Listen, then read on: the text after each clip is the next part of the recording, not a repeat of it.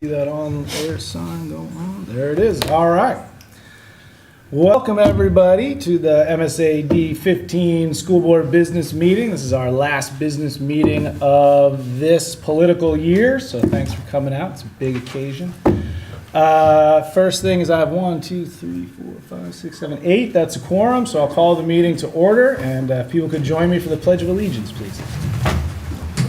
Where's the flag now? Oh, they moved the flag.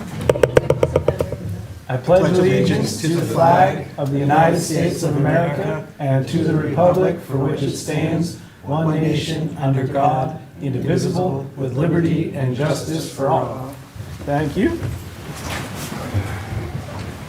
I do want to remind people of a couple of upcoming district events. On June 11, the polls are open from 7 a.m. to 8 p.m. at New Begin Gym, and from 6 a.m. to 8 p.m. at the New Gloucester Fire Station. We have to have a referendum on our budget as long as elect our municipal officers and our school board officers. So hopefully you'll get out there and vote. And then on June 12th, a reminder to everybody, including any new additions to the school board, that on the 12th we have to have a first school board business meeting of the year at 6:30 p.m. right here at Pennell, so that we can validate the budget votes and elect our officers for the next calendar year. Are there any adjustments to the agenda? All right, seeing none. Are there any comments from the audience? You guys are just here to watch? You got 3 minutes. Got anything? No? Extol the virtues of robots, or, you know? That's later. All right. Okay, nobody has any comments. All right, can I hear a motion on the minutes? I move we accept as printed the minutes of the May 29th regular business meeting. Second. All right, any adjustments on that? All right, seeing none, all in favor? Opposed? All right. Okay, recognition. Do we have another encyclopedia? The athletic director and Miss Graylish are working on it. It'll be in our summer school board meeting. Our summer school board meeting, all right. So I did see that we had a dual state champion yesterday at the track meets. Carter Libby, right? Didn't he win? Yeah. What was it, the mile and the 2 mile? I know he won the mile. 800 and 1600. 800, it's a half mile in the mile? That's impressive. That kid is fast. He was a great little shortstop on my team when he was 13, too. All right, let's keep rolling into the new business. First up is hearing from Jaylee Estabrook and Brianna Beardsley, the student editors of the Heartwood Arts and Literary Magazine. Come on up. Watch out. Brianna couldn't be here tonight. Oh, I was going to say, you didn't look like Brianna. Good evening. My name is Jaylee Estabrook. Heartwood was first formed in 2016, so for 8 years we have been celebrating student creativity at G&G. Heartwood is a project with a small student publishing team, but this year's books represent the greatest number of unique contributors we have ever had, which was 52. And it's our biggest book by one page, 79 pages. This year our cover art is by Ella Fessler and the cover poem is by Kylie Thibodeau. We dedicated this book to Chris Perkin to recognize his program's contribute to student creativity. Yeah. Dr. King has purchased 3 copies of Heartwood 2024 for each of you. We hope you enjoy them. Thank you for your support. Wow. Thanks so much.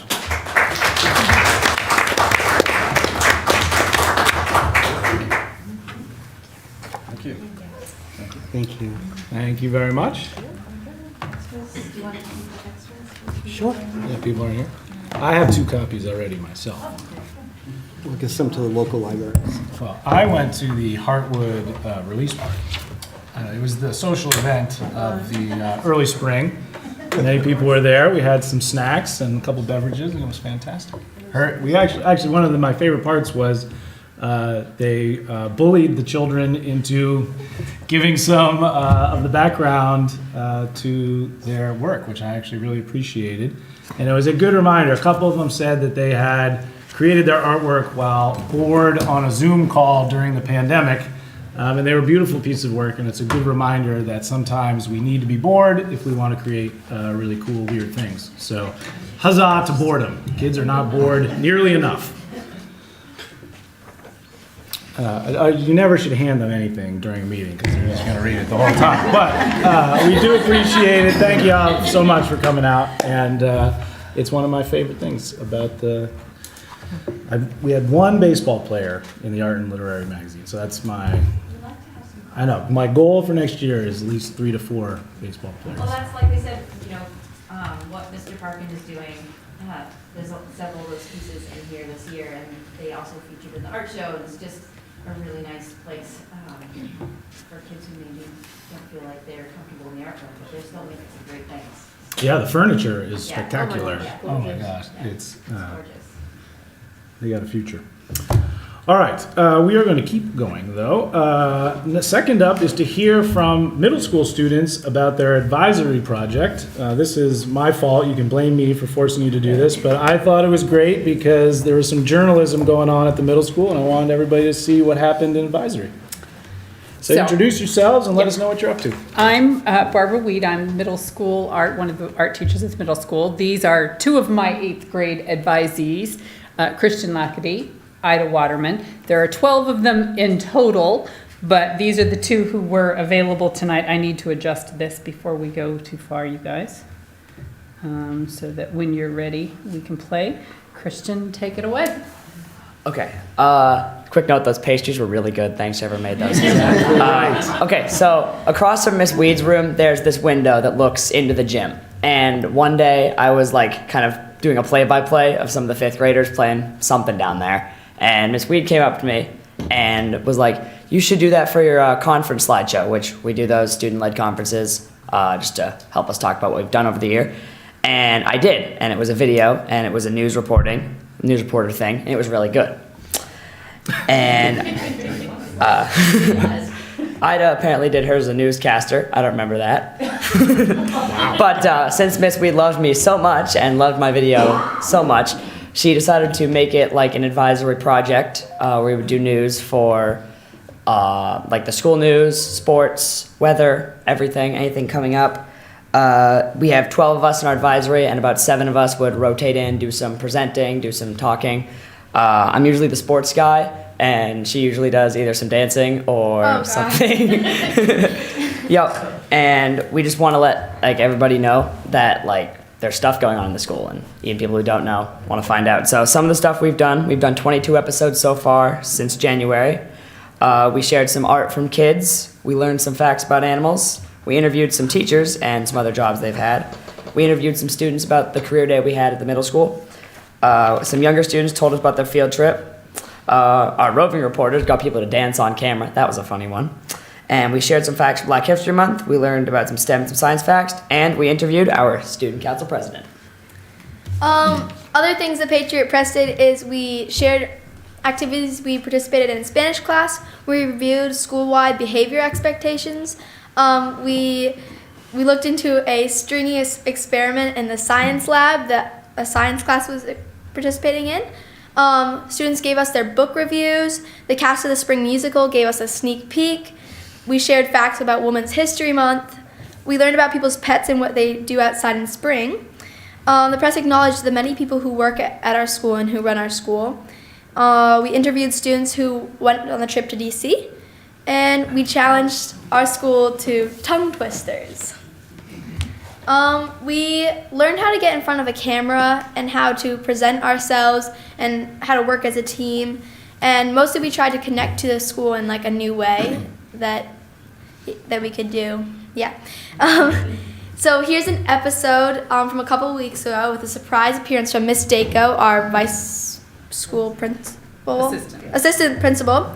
And it's one of our sillier episodes where we show off some of our talents. So enjoy. The press is coming. Patriot Press. Oh, wow. That is great. Welcome to the Patriot Press for the week ending May 24th. The GMGMS band concert is on Thursday, May 30th at 7 p.m. We hope to see everyone there.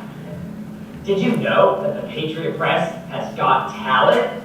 Today, we're going to show you our skills. Get ready, if you've never seen anything like it. Today's judges are Tristan, Brett, and Gavin. First up, Brody with his Rubik's Cube.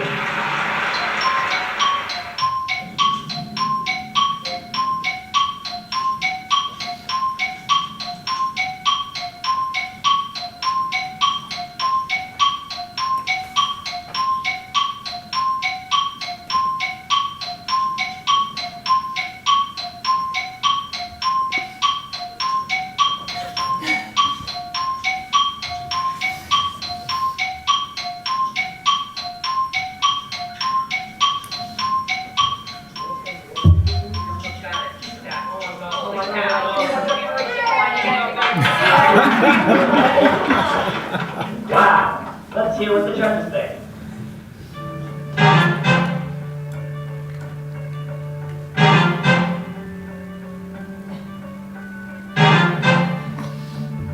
A Rubik's Cube is always a winner.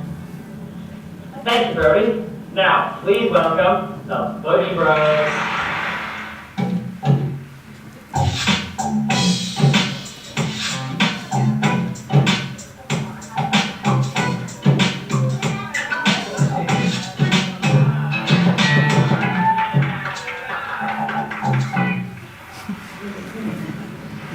Incredible! Judges, what do you have to say?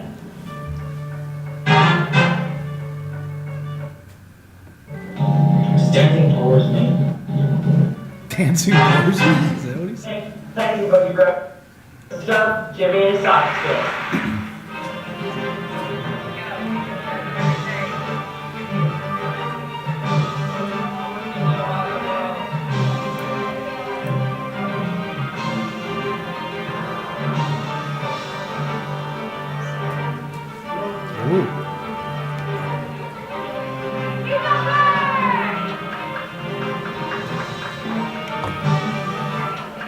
That is some talent. What do the judges think?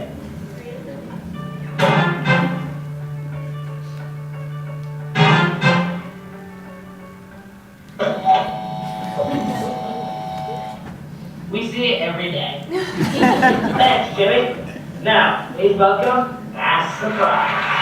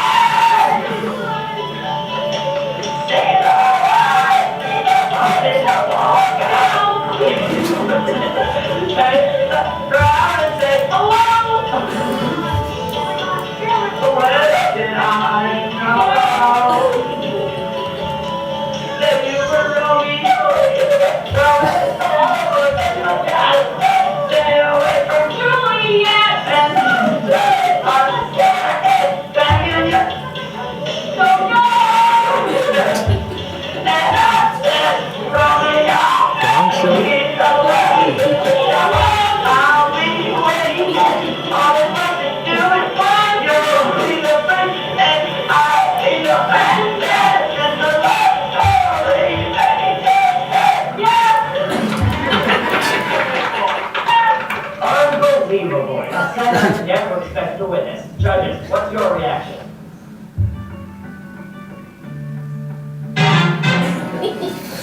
I enjoyed the song. The competition is fierce, but it's clear that Mass Surprise is the winner this year. Congratulations. Eighth graders, as you prepare to move to the high school, the Patriot Press wants to look back at your elementary and middle school years. Send us pictures that we can use to have a nostalgic look back. Photos may be submitted via the QR code on the screen or via the Patriot Press Google site. We will accept photos through May 24th. Get your photos in the show! And now for the word of the week.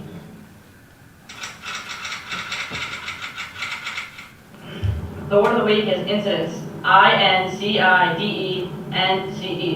It means to occurrence, rate, or frequency of something undesirable like disease or crime. For example, the corner store has seen an increased incidence of shoplifting. And now for the sports. Hello, I'm Christian with sports. The holiday weekend means there are fewer sports on the schedule. Tomorrow at 9 a.m., varsity track competes at Lake Region. The 8th grade baseball team takes on bath at 4 p.m. Wednesday at home, while the 8th grade baseball faces bath at the same time. There's a middle school track meet Thursday at 3 p.m. in Freeport. The high school track team competes at the Western Maine. Go out and support your teams. And now, the weather. I'm Jimmy with a word about next week's weather. Next week will be temps in the upper 60s or lower 70s. There will be a few clouds over the sun, but it will be excellent spring weather. Get outside, and now for a joke. Joke time. I'm either here, Jimmy and Brett. Who's ready for a joke? I'm ready. Okay, why couldn't the pony sing a lullaby? Why? Because it was a little horse. Monday is Memorial Day. It's a federal holiday honoring U.S. military personnel who have died while serving in the United States. All right, let's keep this train rolling. Let's hear from the robotics team. We've got Joshua LG, Isaac and Benjamin Friedlander, and their robotic build for the interscholastic competition.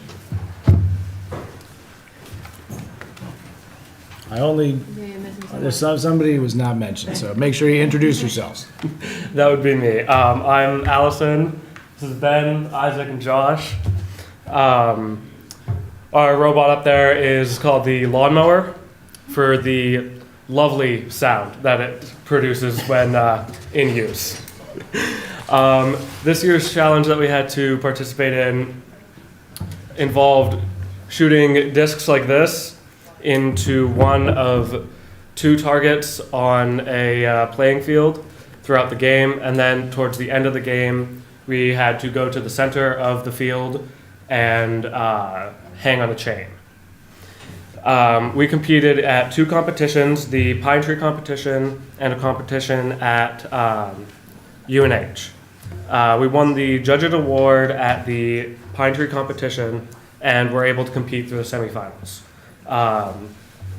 Our robot that we built this year was built from scratch and built with an all-new drivetrain that allows us to move in any direction without having to turn. It was also programmed by members of the team, mostly from scratch. Yeah, mostly Isaac did the programming to get the bot moving and able to do what we wanted to get it to do. And as part of our commitment to robotics and the community, we were the driving force behind the creation of the first unified robotics team in the state. And the Special Olympics of Maine and FIRST were very impressed with our plan. They were so impressed that they joined us, and we had the first ever unified robotics competition at the Pine Tree competition. Our team won the Team Spirit Award, which celebrates the team with the most energy and enthusiasm for competition, including cheering and our t-shirt design. Since it was the very first year of unified robotics, there were only a few teams that were competing. But once other teams heard about what we were doing, they came to talk to us about how we got it started and what they could do to start their own team. A few people from the corporate headquarters of FIRST Robotics came to celebrate the program and join us in the fun. We're hoping to see triple the number of teams competing in Maine next year, and FIRST Robotics has promised to become more involved with unified robotics. Next year's challenge is called Reefscape. We'll find out on January 4th what the challenge will be, and we will likely be competing in the 3rd week of March with a brand new robot that was designed for the challenge. Until then, we are going to be at a competition at Falmouth High School on June 22nd, and we will also be at the Blueberry Festival in August. we're also meeting on Zoom every Wednesday with one of our mentors, Bo Fairbrother, who is teaching us how to use CAD with a program that he uses with the U.S. military. That's all I have. So, You're not going to show us the thing? It's got to throw the ring and whatnot, right? It's not gonna throw in here. Oh, it's not. Are you sure? that would be What if that'd we be just very all do dangerous. We don't want to injure anyone in here. Oh man. You can do it right outside the window, right? At least it moves around and stuff, though, right? It will throw that ring a minimum of 30 Okay. minutes. That's great.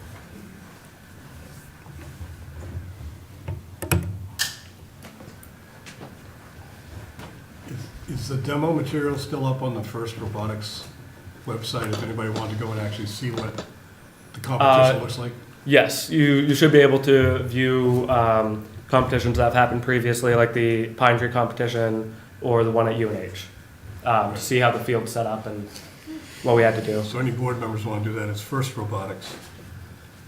And you poke around long enough, you'll find the history stuff. The actual competitions are all on YouTube. They are, right. I know the stream had a problem this year. I tried to watch. Yeah, they were having issues Technical at issues. court headquarters. It wasn't anything with us. Here, why don't you tell us what the parts all do while they're thinking around there?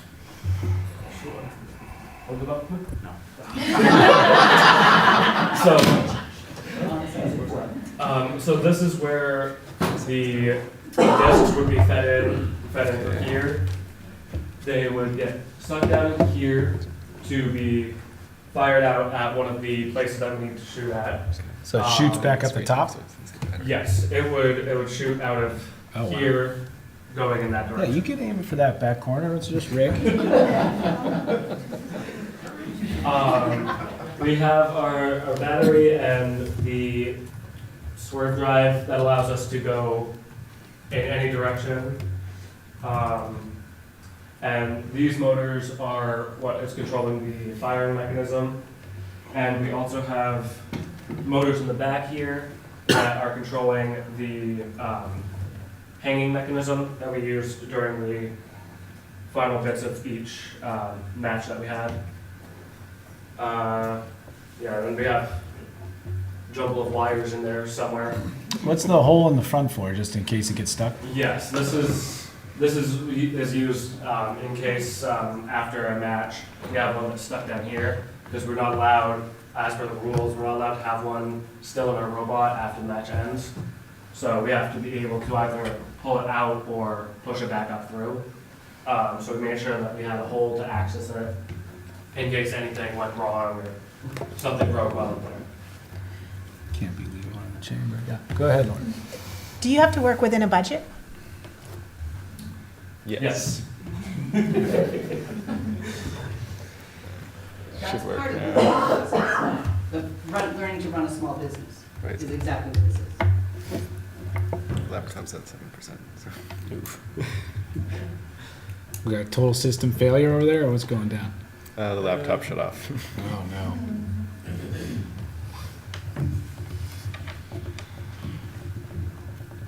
Is its name Mario, or is that just written? That's the name of the motor, actually. We have a few motors that have names just as a fun little thing. So we have right there we have Mario. Right there's Captain America. I don't think any of the other ones on this robot are named this year. But every so often we'll have named motors, just to add some fun. We have had ones named after the some U.S. presidents. Yeah, that's the name of the robot is the lawnmower, because it stopped again. makes quite a horrendous sound when firing the discs. He did. It stopped again. I hate this. Why? No, I know. It was moving earlier. Now imagine doing this when you're competing against 38 I know. teams with 5,000 people watching. I'm a tech journalist. This is what happens every time I go to an event. Everybody's technology breaks. But this is not a breaking problem, I'm sure. It's just not. Just gotta shut it off and turn it back on. That's how you fix everything. When in doubt, reboot. That's right. Tech support standard answer. Yeah. Reboot. Reboot.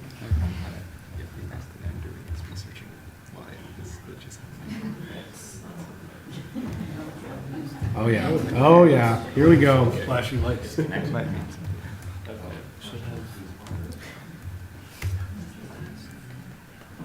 Should be connected. Should we do like a countdown thing? Or music? Jeopardy theme song?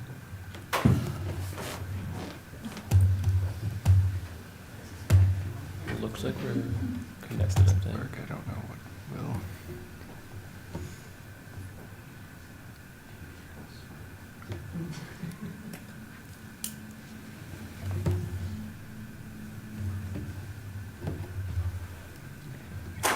There we go.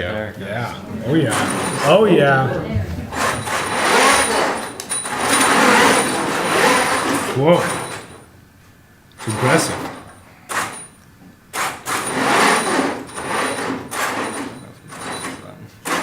Can you run the lawnmower so they understand? It might not work, but. Oh, that's awesome.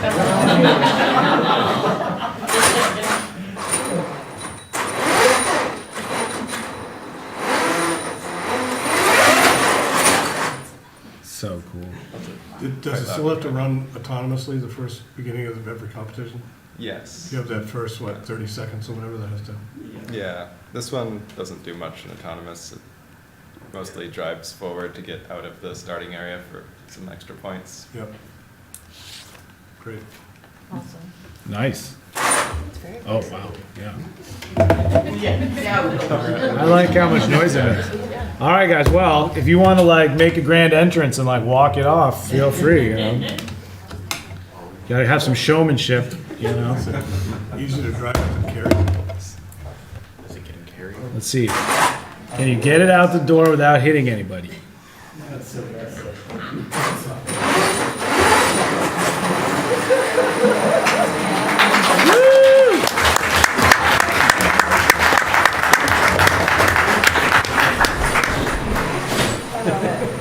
Oh, that is spectacular. Thank you all so much.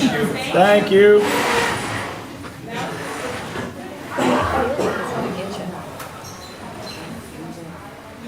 Got to make sure the young man in the polo shirt runs for student council and whatnot. I think there it is, right? When you say you're. No, she's on the president. She's the president. That's the kid over who was into the board meeting. Oh, really? Yeah. So he said Oh, awesome. Okay. All right. Well, that was really fun. Thanks everybody for humoring us a little bit, making sure that we all see just all the awesome work that's happening in our school district. I really appreciate it. I think it's really cool the opportunity that the advisory offers for the kids and whoever the teacher is in the room to build community in whatever way that they come up with. That was a really cool one. So thought it'd be fun to bring that in. All right, let's approve this student trip for Nolan to go to Atlanta. Can I hear a motion? I move we approve a student trip for Nolan Sweat to Atlanta, Georgia to compete in the Skills USA National Competition. Second. All right, any objections to that? Seeing none, all in favor? Enjoy your trip, Nolan. Okay, we have to approve our property and casualty insurance carrier. I'm assuming Diane's gonna let us know what you're asking us to do.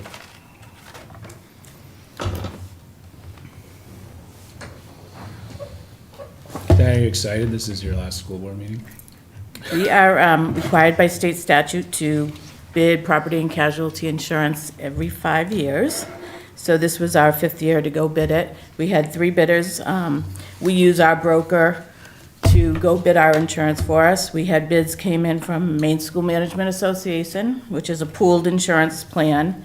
Liberty Mutual, which is our current vendor, and Wright Specialty, which is a new player in the field in New England. They're nationwide, but they're just breaking into New England, and they specialize just in schools, public and private schools, colleges, universities, and K-12. So the premiums came in at MSMA at $199,609. Liberty was $187,342, and Wright Specialty was $160,537. Some of the biggest differences were in the premium changes. One was with school board legal liability. The premium went up almost a little more than double. We had budgeted $8,500, it came in at $15,000, and I think that was from Wright Specialty in that they know that what's going on with schools, and unfortunately a lot of schools are being sued at this time, and that is one of the risks and exposures that they have. The other part that was considerably different was in commercial auto. We had budgeted $57,000 and their bid came in right under $29,000. And once again, they specialize in schools. They know that their risk is very small with school buses, that being safe transportation, that their exposure is limited. So overall, their bid was lower. There were some differences in premiums, deductibles, if you had different things happen, and my attitude is that we'd rather pay up deductible when it happens and pay a lower premium. So if, in some areas, if the deductible is a little bit higher, the instance of something happening, we haven't had a case in quite a while, knock on wood, but I would rather pay it when it happens versus paying a premium throughout the year for something that we may not need to have as far as paying a deductible.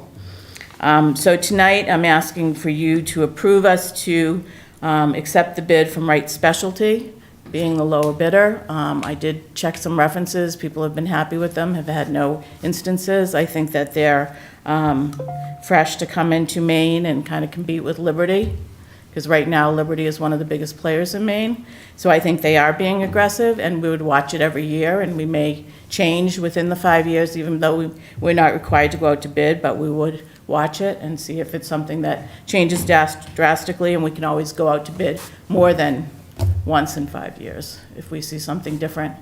We're not required to bid our workers' comp, and last time we went out, we switched to MEMIC, and that has been a really positive change. We have really good ratings with our workers' comp, and that continues to stay flat. So we've experienced that, and we did not go out to bid, and we'll continue to stay with MEMIC for that. The other player in that was Maine School Management, and once again, they're a pooled plan, so your risk is greater because you're taking on the risk of all the members of that plan. And we found that having to buy out workers' comp was really expensive from them. So we're really happy with where we are, recommend that we stay with them. Really good customer service. Great. Unless someone sees a reason to go with a more expensive offer, I would hear a motion on Wright Specialty. I move we approve Wright Specialty as the property and casualty insurance carrier. Second. All right, any discussion on that? Questions for Diane? All right, thanks, Diane. Seeing none. All in favor? All right. Thank you very much. Thank you. Okay, let's see. Next up is to consider the revised health and physical education curriculum recommendation to the school board.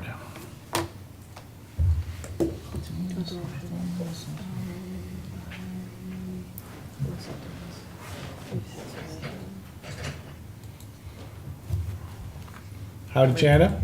Talk first or motion first? Let's talk first. What are you asking us to do?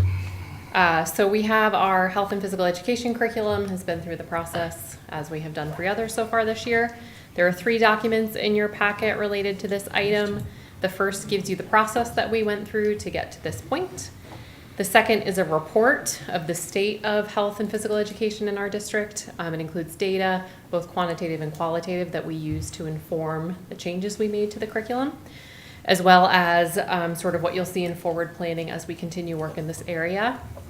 And then the third and final, which is the voting item, is the draft health and physical education curriculum guide, which gives our pre-K 12 scope and sequence of curriculum for health and PE that we are proposing. Great, thank you. Can I hear a motion to approve the health and physical education curriculum as presented in our packet? So moved. Second. All right, now we're in discussion on it. We have Chanda available. Normally I would ask our curriculum chair to do a little chit chat. He's not here. Does anybody else have any thoughts or questions? All right, seeing none, all in favor? Thank you, Chanda. All right, why don't you stick right there? Next, I brought all my stuff. next up is to consider an expenditure on the Dunn School math program materials. What are you asking us to consider? We are asking you to consider allowing us to expend, I don't have my glasses on, $58,595.40 of ESSER and FY24 funds to purchase the Bridges program for grades 3 and 4. Fantastic. Can I, let's see, so can I hear a motion to expend that $58,000 in change that Chanda just mentioned to purchase this math curriculum for grades 3 and 4? I move we approve the expenditure of $58,595.40 to purchase the Bridges in Mathematics program for the Dunn School. Second. All right, any questions on that? This has been coming for a while, so should not be a surprise. Great that we can use this year's money. We don't have to worry, bring it into next year, so we'll work on that. How many years? How many years is the contract? 5 years. Great. Any other questions or thoughts? All right, all in favor? Okay, that's all set. And now we are going to hear a report from Dr. Turner on preliminary Maine educational assessment data. So for a lot of years, I have come forward in front of you and shared that the state keeps promising us immediate access to our MEA data. I've continued, told you I'll believe it when I see it. And I'm here today to tell you they actually pulled it off this year. So the MEA testing window closed on Friday. As of this morning, I was able to access some preliminary reports, and so I wanted to share those with you. I will put the caveat, this is preliminary data, so there is a process now. We have a checklist as a district that we have to go through to ensure that all of our data is correct. Everyone who's supposed to test was tested. There was no one that shouldn't have been tested that tested. And then the company does a similar process of making sure that the assessment was validated. So the data I'm sharing with you may change a little bit between now and when it's finalized, but I saw a great opportunity to share with you some preliminary results, so I'm going to do that. I have put together a packet for you. It is available on the website. I had Maggie put it up for me kind of just before we left to head over here. Sorry for it being last minute, but literally it closed Friday, so that's where we are. So if you go to the board packet, it is in there digitally, but I did bring written copies as well. Brandon, if you don't mind, you can pass these down. You got a copy, huh? You must know something. You didn't get yours? I got another. So I put together for you something that we had shared in the fall that was similar to, it looks similar to what I had shared with the fall for last year's data. And then attached are some additional reports that are new out of the NWEA MEA portal, or the Maine Through Year Assessment portal, that I thought were interesting. So we'll start on the front page with reading. What you're seeing here is in the preliminary results, the percentage of our students that fell into those categories. As you remember, this is a criterion referenced assessment, not a norms reference assessment, meaning we are comparing kids to lines that the state has set as being at expectations, above, below, versus comparing kids to other kids. So what you're seeing here are the percent that fell into each of the 4 categories in this top blue graph. This is fairly consistent from last year to this year overall. I will say, if you look, something you can do if you look at last year's report, this fall's report to this year's report, you can kind of start to look at the cohort data, right? Because last year's 5th graders or this year's 6th graders. I'll say that the cohorts that this year are 6th graders, 7th graders, and 8th graders all saw some pretty significant increases of kids shifting from those well, below, and below categories up to that at and above category. So that was pretty exciting to see. Below that in the orange, this is the median scale scores. Again, remember this is preliminary. These numbers will probably change a little bit. You're seeing our median score as well as the regional score at this time and the state score at this time. Again, across the board, we're running just a little bit ahead of our neighbors in the region as well as the state for our median scale score. And then looking at the score, looking at that median scale score, the state then gives us a determination whether we are at, above, below, or well below state expectations. At this time, all grades here in District 4 Reading are considered at state expectations, which is the same as we were a year ago. You turn the page to math. You're seeing the same thing in the top blue, the percentage, how that percentage is broke out for our kids so far this spring. We didn't see quite the same number of gains in the cohort other than our 8th grade. Our 8th grade, this year's 8th graders saw a pretty big jump in their results. Everyone else was pretty stable. There wasn't a huge difference. Same story with the median scale scores. At the bottom, we tend to be a little bit more on average, the same as the state. Some grades were a little ahead, some grades were a little bit behind. When you're talking about 1, 2, 3 points in a median scale score, it's really not statistically significant. You sort of kind of consider it the same. It's when you start to see 10 points difference or more that it's really considered more significant. In the determinations, we are below state expectations for grades 6, 7 in high school. However, what I will say is that last year we had all grades, 5th grade and up, were below state expectations. So we have reduced the number of grades falling into that category by 2 this year. So we feel good about that, and we're excited that the work we're doing in math will help us continue on that path of improvement. And so also just to clarify, since like the high school is almost exactly average to our region and state, that means the state average is below our expectations. Yeah. Just to clarify. Yes, absolutely. Thank you for that. So now if you turn to the next page, I know they're small. I don't make these ones. These come straight out of the main through-year assessment system, but I thought it might be helpful for you to see. What you're looking at here on the first one is for Dunn School. So you have grade 3 and grade 4. Again, you're seeing that percentage, how it breaks out into the above, at, below, and well below categories, but then you can see it compared to the state average. So that top line is grade 3 statewide. The second line is grade 3 for Dunn School. And you'll noticing mathematics to the left with reading scores to the right. And then 4th grade is under that, again, the state and then the school. What you might notice is that for 3rd grade, we're doing pretty good compared to the rest of the state, particularly in mathematics. We were happy to see that. For 4th grade, we're kind of right on par. It's not really statistically significantly different than the state. We're kind of right on par where they are. If you turn to the next page, this is the middle school report. So again, you're kind of a lot of lines because you've got 5th grade for the state, 5th grade for the middle school, 6th grade, 7th grade, 8th grade. Generally speaking, we're kind of on par with the state. We aren't, the places where we might be a little behind, it's not by very much. It's not what I would consider statistically significant. The one exception to that would be 8th grade math. We did do significantly better. And then in our reading, kind of across the board, we tend to be trending just a little bit better than the rest of the state.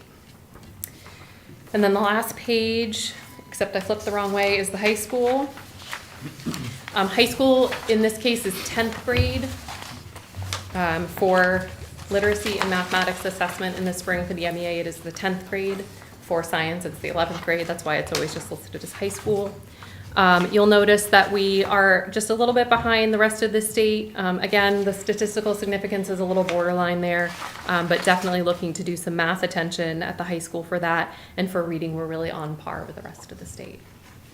So we'll put this together, the data will get finalized, and we'll bottle this all into our data dashboard in the fall, so you'll get to see that again. But I thought it was a great opportunity to wrap up the year to show, kind of some of the outcomes that we've had already. Fantastic. And do we feel as though the MEA has settled in at this point? We are going to have some consistency going forward, or? I hope so. I hope so. I never hold my breath. The contract that they have with the testing provider is always usually a 3-year contract. So this is year 2 of the 3 years. So I feel confident that next year will be nice and consistent. The year after that, Fingers crossed. it's anyone's guess. Excellent. Any thoughts or questions for Chanda on the results? I'd like a clarification. In your introduction, you mentioned that you want to make sure that some students might be included that shouldn't be. Mhm. Can you explain that? So there are rules around when students can be tested in different places depending on whether they move or not. So one of the things we have this long checklist, and one of them is to go through and make sure that no student enrolled with us after a certain date, because if they did, then their score needs to show on a different school district instead of on our district. And vice versa. If we have someone who left us but arrived in another district after, I don't remember exactly the date, I think it's May 20, but don't quote me on that, then that kid's score would be attributed to our data, not to the new school district's data. Makes sense. All right, any other thoughts or questions? All right, appreciate the report. Thank you, Chanda. Thank you. Okay. Let's move into the policy section of the agenda. Can I hear a motion to approve policy KF, community use of school facilities? So moved. Second. All right, policy chair, do you want to give us a little introduction to this? Yes, so this is, I talked briefly about this in my report on our last meeting. The community use of schools policy really just outlines who can use district facilities and for what reasons. It starts with a chart where folks in the community can identify themselves to see what group they would fit into. This is basically for determining priority in accessing the facilities in the calendar, and then cost. So we did tidy that up a little bit for consistency and accuracy of how we're using it. And there was some admin recommendation to eliminate some features that had been accessible in the past, mainly around kitchens and technology labs. Just the determination that the oversight needed and the risk to the property just wasn't worth having those be part of that policy. So that's the bulk of our suggested updates. Thank you, Penny. I managed to drink that right down the wrong pipe, excuse me. Any thoughts or questions on the policy? All right, seeing none? All in favor? Okay. Let's move to, can I hear a motion to approve procedure KF-R, community use of school facilities? So moved. Second. All right. So this is the procedure piece that complements the policy. Some minor updates here in terms of changing things. We don't use school dude, we use something new, but it doesn't matter. That was what we decided, to just say the scheduling program currently utilized, so then that doesn't have to be, we don't have to keep an eye on that if it changes. And then we increased at the recommendation of facilities, increased our fees 20% across the board. These have not been changed in some time. And has some details on the criteria that were established in the policy piece. All right. Any thoughts or questions on that? I have a question on the, say, page 2. If an accident occurs, the facilities office, what is that? Facilities office. We have a director or a supervisor of facilities, Tom Bullen, who oversees the But that was crossed- groundskeepers. But that was and- crossed out. So. not No, to contact- athletic director's office was crossed out and we added facilities office. We're Right. trying to do a lot of hunting in replacing things that refer to just athletics because someone might be renting a space for something that's not athletics. And so if an accident happened or something was broken or someone was hurt, really the facilities team should be contacted about that, not necessarily the athletics director. But it says office, not team. And. Yes, call their office. Is there a time that most insurance policies require, time for notification? So if there's an accident, We're not covering them on our insurance. They have to show proof of insurance to use the space. I So- see. So it's just so we basically initiate the process so that the school's aware that something happened. But our insurance is not in play if someone's renting the space. okay. All right, any other thoughts? All right, seeing none, all in favor? Okay. Brilliant. Finally, can I hear a motion to approve policy JICI, co-curricular activities code of conduct for middle and high school students? So moved. Second. All right, discussion on this. Penny, go ahead. Okay, so this was just a revisiting of an existing policy. There was a picky but substantial update where the timeline for student use of tobacco, alcohol, and drugs is illegal and negatively affects their health, safety, and performance. So the timeline covering that starts the first day of preseason for the school year, regardless of when that is, and extends until the last day of school or last day of spring sports. So that to kind of eliminate a loophole of, well, my sport's not in season, so I can make bad decisions.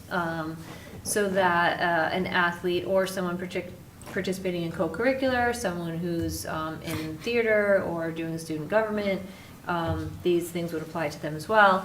And the disciplinary action would take place regardless of their particular season.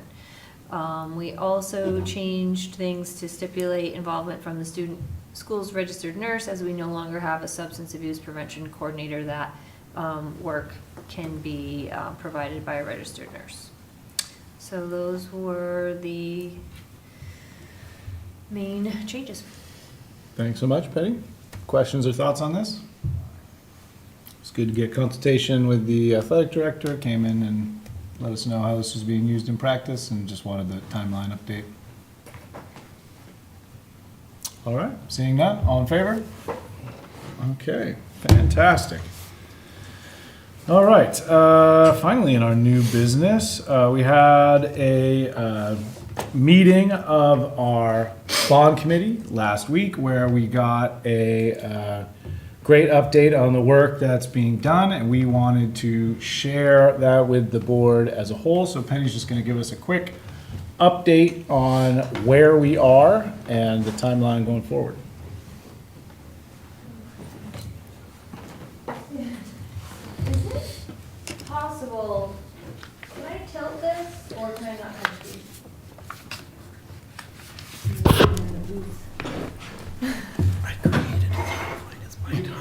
Again, I just didn't, we have one of these at home, but I don't know if I can touch it. Yeah, because the drawings are a little, they're hard to see, so. Oh, maybe.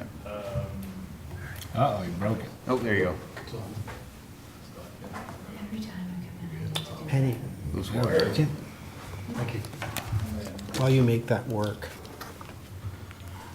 I created a timeline. Is my timeline different than your timeline? I don't know, I haven't looked at your timeline yet. Do you want to talk about it? Do you want to show this? Do you want to talk about that? Sure. I doubt they are. out of alignment. I'm sure they're not. It's very tight. There's only one timeline. Take it over. Okay.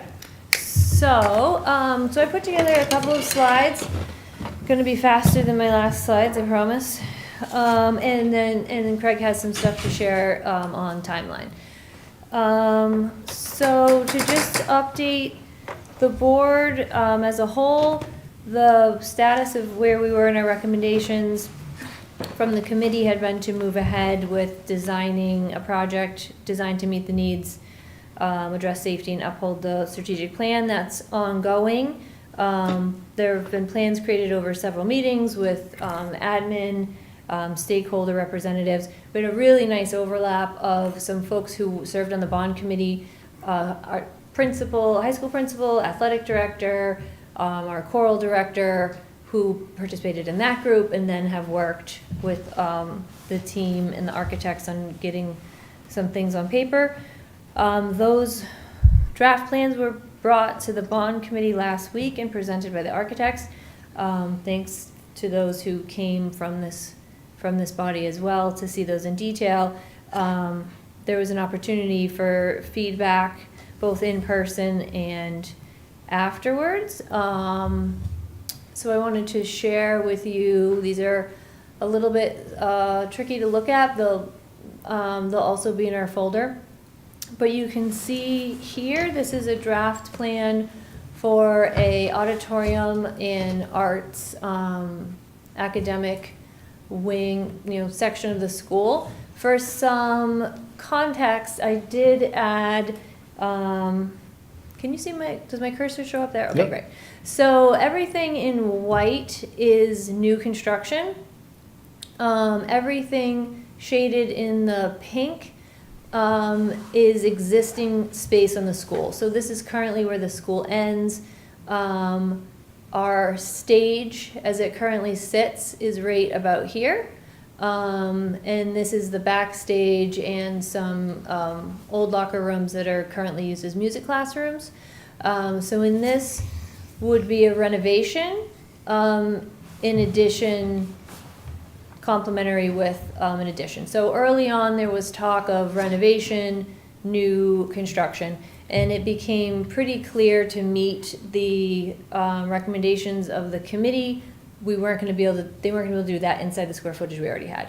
But wherever possible, the team has been working really hard to use a combination of space that already exists. So this would add a chorus classroom that could seat 50. This would be a band classroom that could seat, I believe, 75, and storage for instruments. An auditorium that would seat around 450. The stage is very similar to the size we have now. Some storage, backstage, scene shop, and some offices that we need to maintain. So that is that space. This is And that new, the new area is about 19,000 square feet, if I remember right. I think it's just under. Yep. And so this kind of backs up. It does not hit the bus garage, but if you're familiar with the space, you're headed off the back of where the current stage is, and you're headed for the bus garage. Down at the bottom, where you have this nice lobby, this faces the front of the school, but to the back of it. So you would, park up front and enter here. This is really nicely done too. I won't get in the weeds, but all of this can be either utilized right through the school as part of the school day with a ton of academic uses here, and it also can be locked off in both directions. So if you had folks coming in from the community, you could shut it down so they couldn't get into the school. And if you didn't have eyes on students, you could shut it down so the students couldn't be, loose in your auditorium. So this, I did a little, you'll see in a second, I kind of combined them. The cafeteria is the most in process right now. So here is all existing space. This is basically a renovation. This is where the kids currently sit to eat. and also where we set up chairs for the cafetorium. Right along here is what is now stage. So this would become a wall with those classrooms I just showed you on the other side.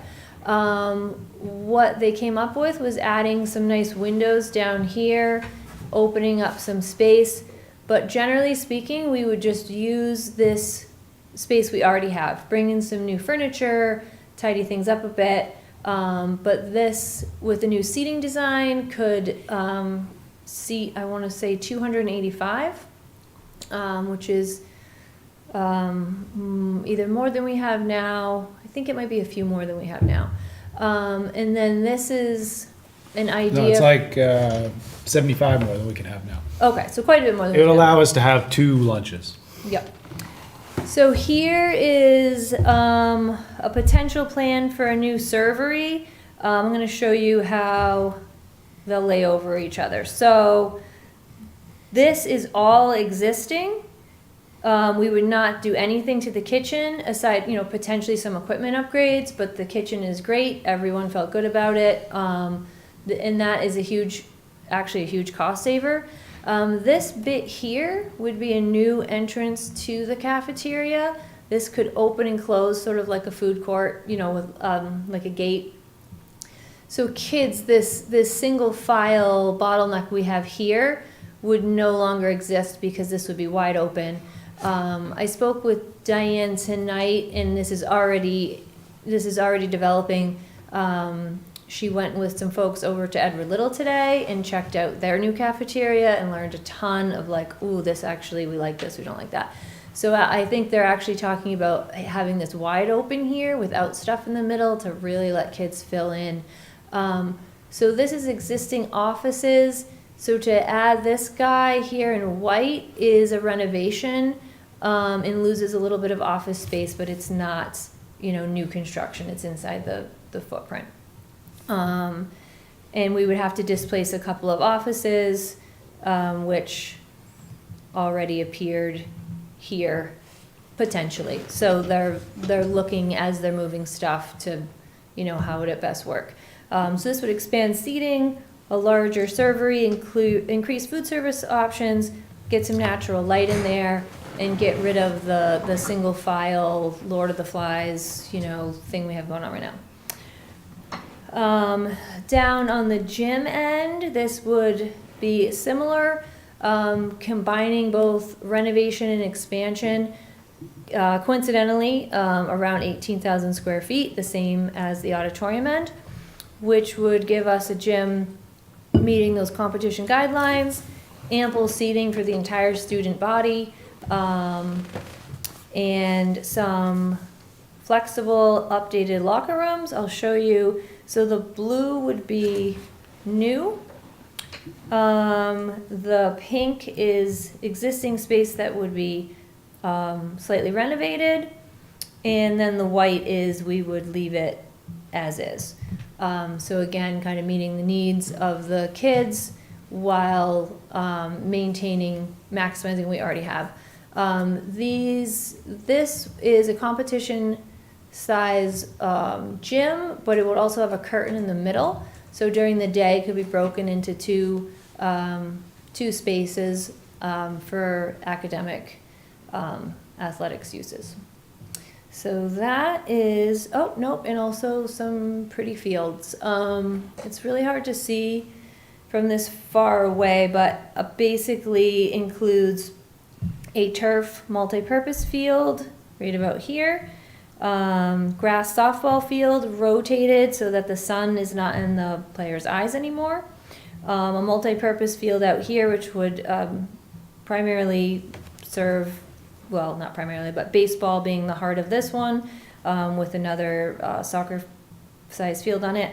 Some renovations to the track, but keeping that a grass infield, putting some of the track and field pieces within the bounds of that track, and significantly increased parking. This would be, I think where we've ended up most recently has 100 new parking spaces and access, along with some attention to these right-of-ways to Route 26, and some improvements to middle school fields. I do have a slightly closer one here so you can get a look. There's still a lot of attention to this bus garage area. How do we get in and out? How do we make this safe and accessible and keep the kids safe? This is a reduction from 3 turf fields to 1. So I will say, as I've been able to see things now and then along the way, I've watched the project go from everything's on the table to what do we really need, what do we really need, what do we really need, and a lot of rework, and Diane's still working all the time on some how do we make this cost effective and still make this something that's going to extend the life of our Libby Hill campus another 60, 70 years. So that is where we are now. Highlights, as I've just spoke to these along the way. We are seeing a lot of complementary projects and partnerships that is exciting. We know we have the HVAC revolving funds project ahead. This renovation would call for sprinklers throughout the high school. It would just be a requirement based on that much additional new square footage, which would be a nice safety upgrade to that building. We have the town and state partnerships for sidewalks and crossings. We just had Gray Rec, Recreation Committee from their town council come to facilities with a proposal to expand the offerings of a pump track with Libby Hill Trails. And we have in the works the outdoor amphitheater done. So really, I want to keep talking about how we're building to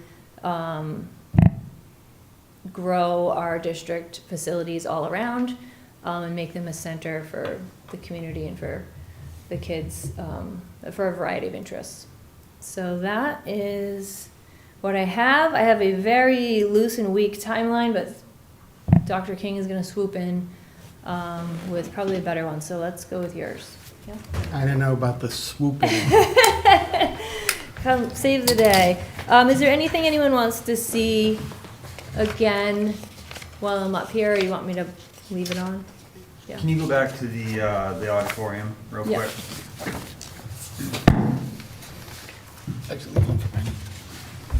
I just wanted you to point out the new restrooms. Ah, I was thinking that too. Yep. Yeah. So back here, you'll see what looks like 3 standalone bathrooms, but they open to the outside. So these will align with the fields, some of the fields, so that, and I didn't point out on the fields, concessions, grandstand, and outdoor bathrooms. So I believe a bathroom out at, some point in the fields, and then in the fields that align with the back of this. Actually, I think they show up. So this is the proposed auditorium. So those bathrooms are right about here. So folks coming in from any of these fields would have access to outdoor bathrooms that open to the outside. Right. If you see like the little white triangle between 1 and 4, they're proposing that we move the grandstand across, so it's between 1 and 4, and then likely have the new Fran's Place and bathrooms right there. So they're a little bit more centrally located given the expansion there. Yeah, and this little guy was a potential concession stand, but a lot of those pieces are on the move. It's very much about big picture. Is it the right picture?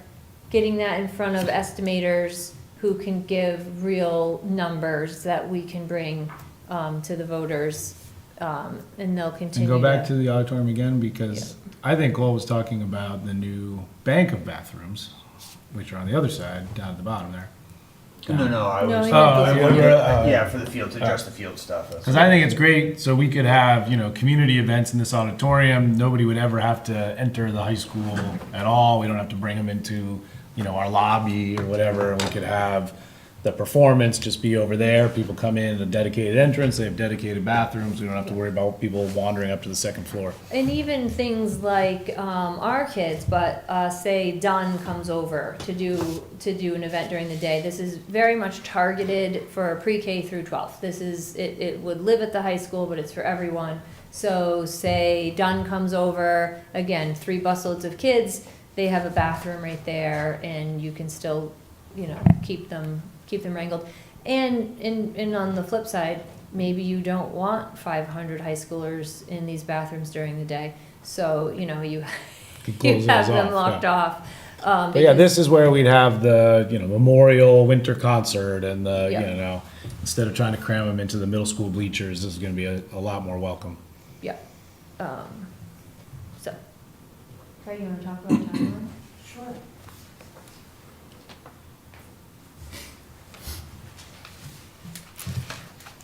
So it's pretty self-explanatory. Starting planning backwards, the last Tuesday in September 2009 is September 24. And so if we work our way backwards, in June, we need to fine-tune the final stages of the 4 components, which are air quality, cafeteria, performing arts, the athletic fields, and gymnasium. This month, we would also have to do a cost analysis of what those finalized plans would look like. And then we'd have to begin creating more public awareness and initial publicity campaign. July would be the biggest month. We should have the second and third weeks of July public focus groups. We need to gauge interest and receptiveness of the broad public. And how do we vote on all 4 components? There's different ways you can vote on the components. The last bond MSAD 15 they decided that they had a school project and they had a athletic project and then they had some smaller projects. And so here you have 4 distinct components. How would we want that to look on the ballot? Do we have it all? Do we put one component attached to another component? For example, the cafeteria, kitchen, and stage are kind of all one component. Other things you might consider is, do we do one piece this year, another piece several years from now, or do we stay all on September 9? And so some of those things should be fleshed out. And then how many questions will finally appear on the ballot? How many things will people specifically vote on? And there's another caveat to voting. When you go to referendum, you can actually ask a question on the referendum.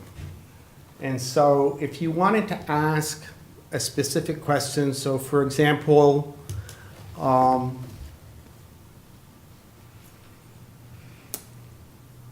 if this bond were to pass, would you be interested in having it all at once? Or would you be interested in looking at another project 10 years from now?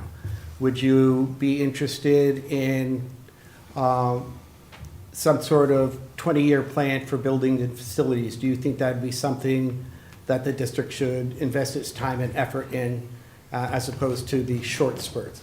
So there are different kinds of questions you could put there just to garner interest from the public or to find out what the public might be thinking.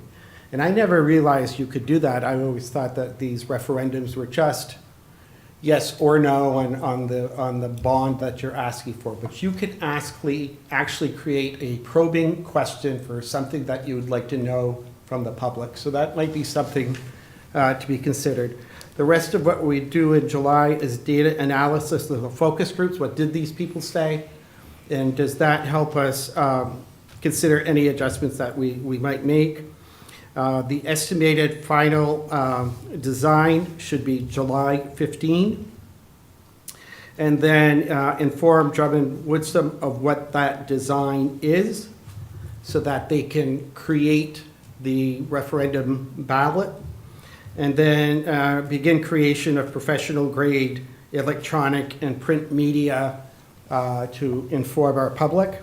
And then in August, the referendum language and warrants are created by Drummond Woodsum. August 7, we have a school board business meeting where we always have a summer meeting. So at that meeting, we'd have our business and sign warrant articles. The next day, we send the warrants to both municipalities. And then we maintain communication with the town clerks for the pending election.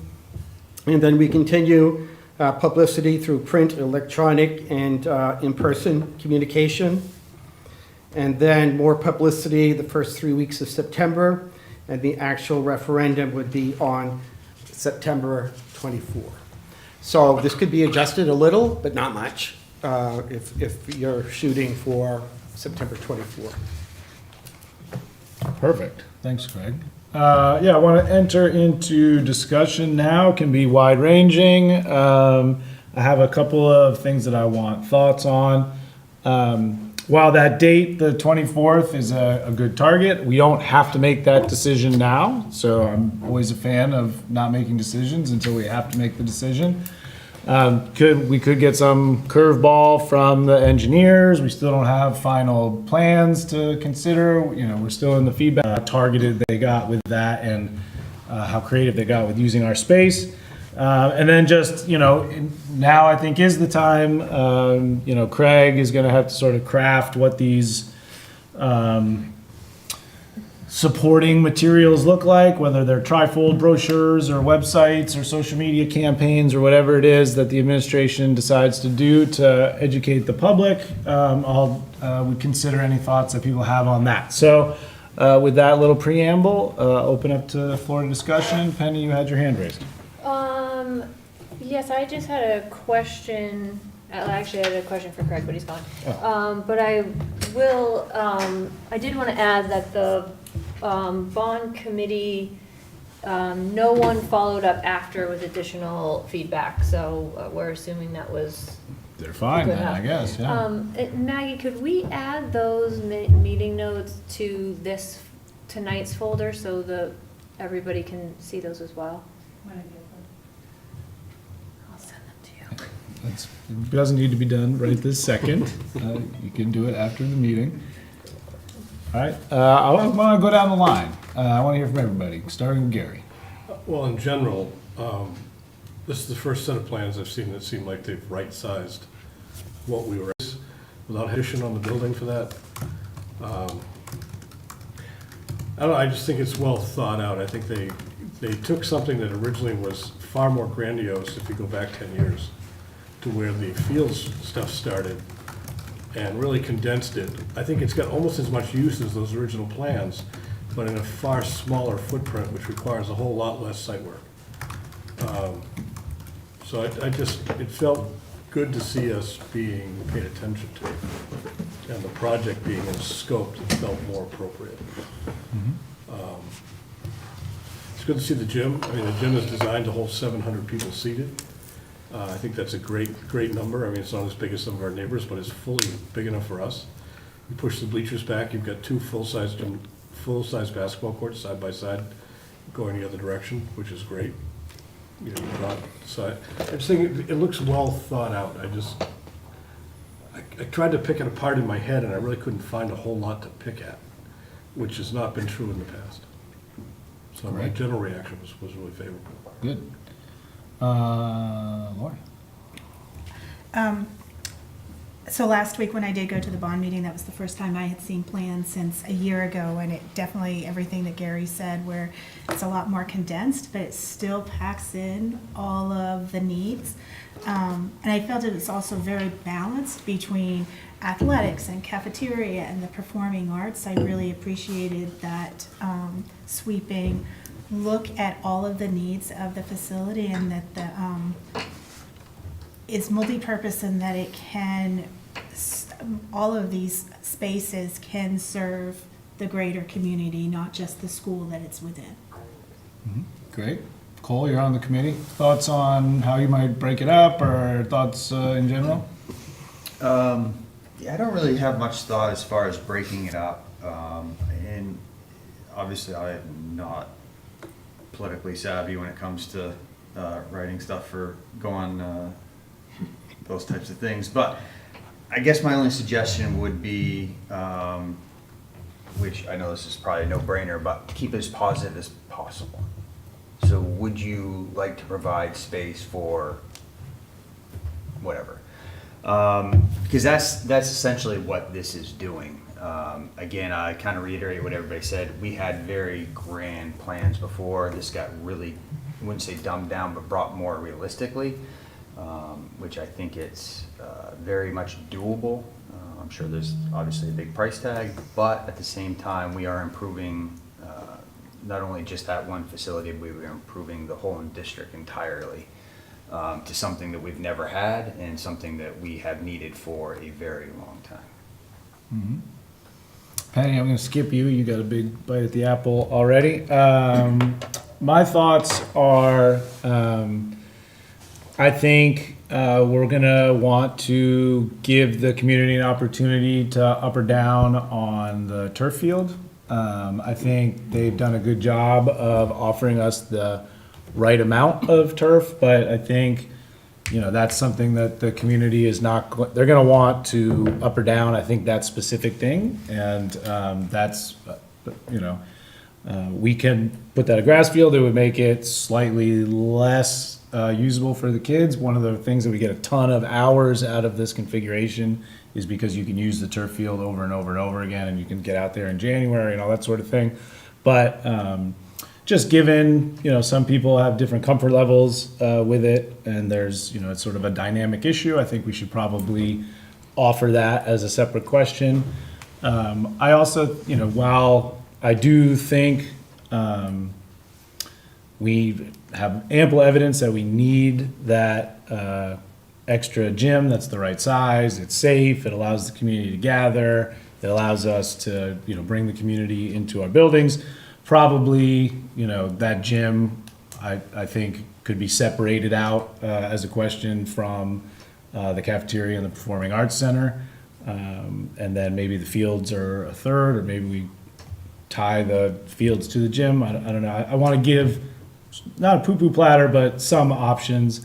What I'm loath to do is, pit the arts against sports. So we would have to be careful in how we frame it. I don't want anybody to say, I want to vote no on this because I want this to happen, right? There shouldn't be any sort of penalties for voting one or the other.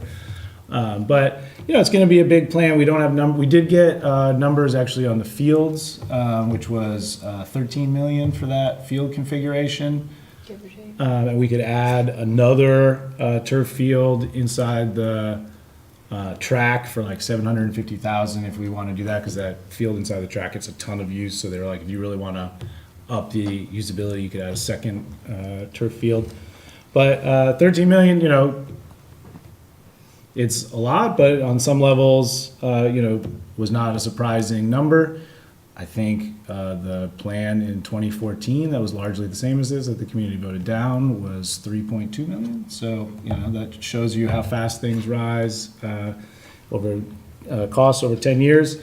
But so those are my general thoughts. I think it's, maybe as many as 4 questions would give the community, the feel that it wasn't take it or leave it, and they could evaluate the needs and benefits to the community themselves. But I'm certainly not married to that, and I do want to hear thoughts. I won't put you on the spot, Jason, to talk about that, but it's your turn for general feedback. Sure. So I have a couple of thoughts on it. So first, a couple of things that really stand out. I don't want to rehash everything. I think in general the plans look pretty good. I'm pretty pleased with the end result. A couple of things I really like is the theater space being able to be completely segregated from the rest of the school. That's, to me, I think that's a pretty important piece. It's really nice to be able to do that. It looked like, it didn't sound like we've spent a lot of time on it, but it looked like with the new gym, the same could be done with that as well. Yeah. So that could really be segregated off if we wanted to, which I think is, great, because then you do have those options to use it for public use if you need to during school hours as an option if anything comes up like that. I do have a couple of questions in terms of data points. So, and correct me if I'm wrong, but the turf space that's there now, from the original plans I saw, the footprint was significantly larger, like encompassed multiple fields worth of space. Yep. Have we done any kind of a cost analysis on what the long-term maintenance of natural fields are going to be compared to the upfront cost of that turf space? Yeah, it's in the presentation that we got at the bond committee meeting. He breaks it down into cost per hour. So the sort of trick that they do is it is more expensive to have the turf field. It lasts about 10 years, is like their sort of conservative estimate for how long it lasts. So it's kind of competitive with grass field until you have to replace it after 10 years, and the grass field you don't have to replace, right? So it's probably like, I think it was about 30% more expensive to have the turf field, but because you can use it so much more, the trick that they do is the dollar per use hour of the turf field is much lower, right? So you get way more use out of it. And we'll make sure that the bond committee report is in the folder if it isn't already. I think it is. And you can take a look at it. What they do is break down the maintenance required by how much time athletes are on the field. And so if you look at, putting the amount of hours on the turf field that you put on grass, you require way more maintenance. So, And when they gave that estimate, they used realistic hours? They use our exact hours, yeah. Nate gave them all of our use numbers, and all the math is in there if you want to geek out on it. Yep, I would like to. Yeah, I think it's about $50 less per use over the 10 years on the turf field versus the grass. So less on the turf? Less on the turf, yeah. The grass. It's more upfront If it's cost. use per hours. But, I get it. yeah, and they even went through like the type of grass we have. So I'll make sure that we have that, you have that as well. Okay. In terms of the questions, I kind of feel like, in terms of, how they are combined or not combined, I agree with the statement that Craig made. It really feels like the cafeteria and the theater space, the performance space would have to be linked together because they do really seem kind of dependent upon other changes from each other. So that at least feels like they should be combined. I don't really have an opinion on the other items, but at least those two to me feel like they probably should be combined. And that's all I have. Great. Adam?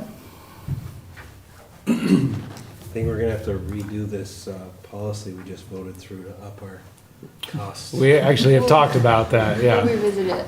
All right. Let's not put the cart before the So horse. everyone, I mean, everyone loves a good floor plan. It should generate a lot of buzz around the community. So if our final design is in July, I mean, we'd have to allow like 6 to 8 weeks for bid packages to be submitted, then come back and then through all the.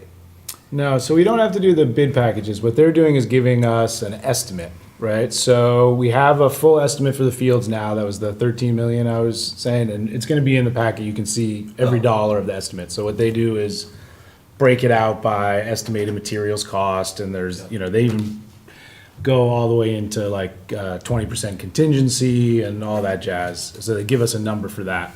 We just don't have that number for the building yet. That's because we are still giving them feedback and they're still getting some estimates.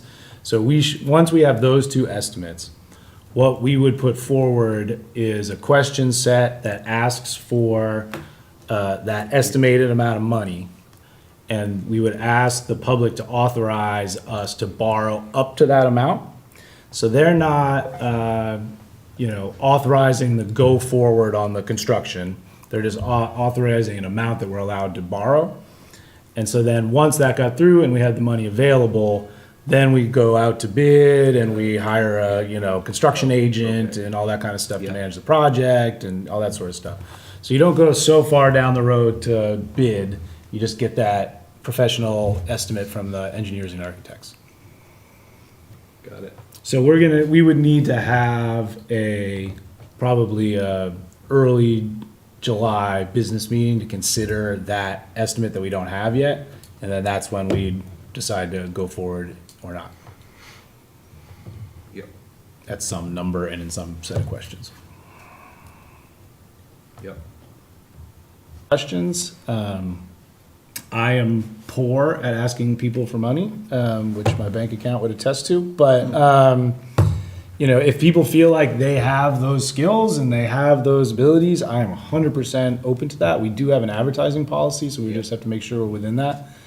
But, if some very wealthy family in Gray wanted to name the theater after their mom and they had a lot of money, I would be very open to ideas like that. The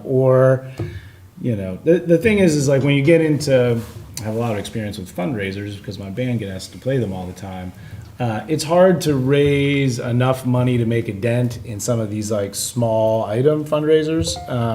But I do think you could raise significant money if you found the right corporate partner and the right sort of fundraising idea. I'm open to any and all ideas on that. And if you have them, please, let's get them going.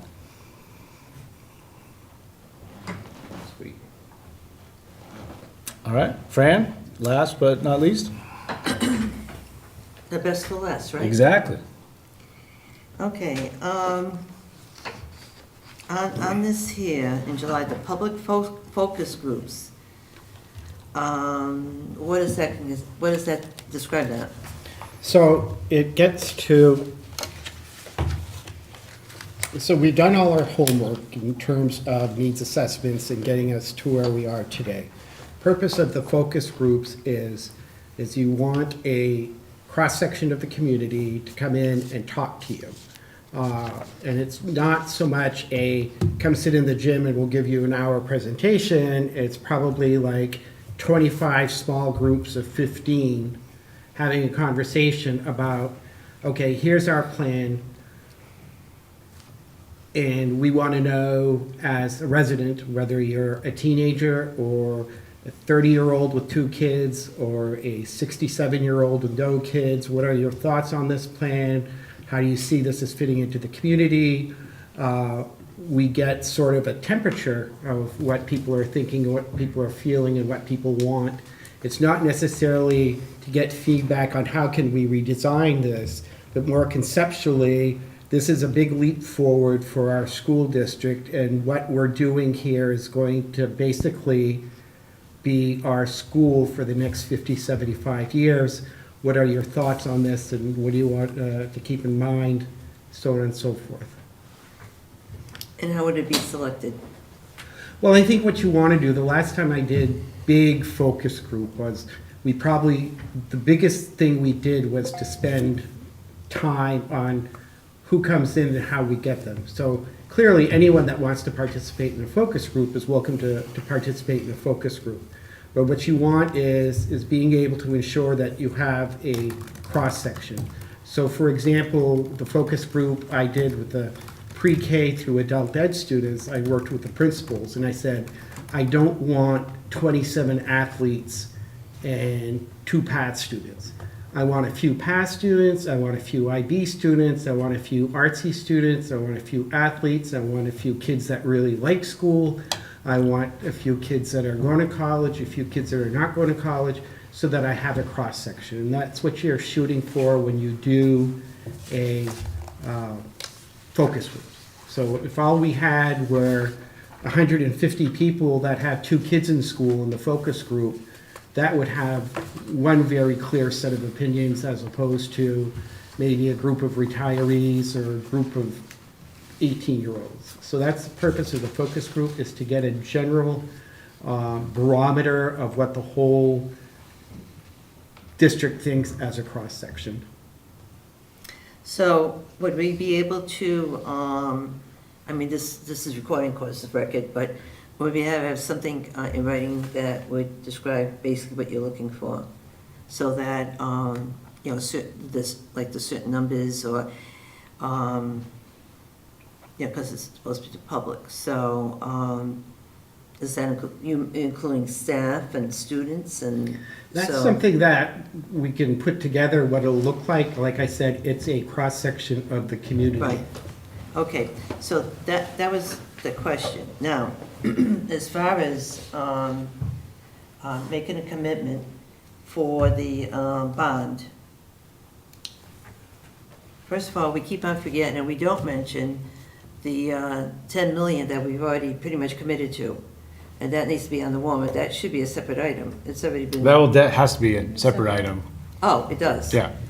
All right. My Well, I haven't bad, heard my any more bad. conversation about that, so I was That was curious. my fault for, yes, one of the questions will absolutely be the HVAC piece. Okay. That has to be its own thing because Okay, it's I didn't main know if it was bond gonna be bank rolled and all over. that. No. Okay. Sorry, my bad. All right, that's fine. And then, so there'll be a commitment. And if, say the bond fails, what happens with the, I mean, if the bond passes, let me do it from that point. If the bond passes and now we come into these other situations, like the bus garage, the parking, I'm concerned about and you got the sprinkler systems, that's new, and I'm worried about the absorption, because the 15 acres, that's pretty much, you know, all water. All of those things in the construction phase of it becomes pretty costly. Well, How does that all work? So the plans are gonna get more formalized, we're not gonna leave up to chance what happens with the parking, right? We'll have a finalized parking plan that we're happy with before we go forward. There might be some alterations when they get in and find some ledge or that kind of thing, like you're talking about. And that's what the contingency is for. So in the estimate that we have on the fields, for example, he puts in a 20% contingency. Because, you know, we've surveyed the land that we've bought, but, you know, once you get in there, you don't know what's under the earth necessarily. So, and also just construction materials are going up in price so quickly. So they have that 20% contingency in there where hopefully we don't use that 20%, but that's in there for overruns, right? And so that's why you approve the number with that contingency and then hope you don't spend it all. What was that percentage? So I believe it's 20% in the That's what I fields thought one. you said. Can you just look at it? Yeah, they did a great job. They also showed an estimate by year. Plan, if you do it next year, plan on this much, and then each year out, the longer you take to do it, you know, plan on It gets more expensive. it being more expensive. And just to be clear, when you said that 20%, that was just 20% on the field portion of the project, right? Right, just for that. So with each piece that they estimate, they'll give us some kind of contingency. Right. And, So you I know, expect the other ones might not be. it might not be as high because they don't have as much variance, yeah. Okay, sorry. Yep, no, you got it right there. Took me forever here. Keep going down. So, There it is. Oh. the contingency, good lord. Did you see that? It might be up. Oh, that's That's the the 10-year, Yeah, go this way, here we go. no, that's still, Oh, here we go. here it is, right here. Oh, I'm sorry, 15%. 15? Yeah. And, you know, they bake in, they tell us what their like profit is 12%. They bake that right in and they show us what their profit is for the project on each, you know, piece. We also said that a little high. The project cost on what I showed you was 12.7 million. And when I say 13?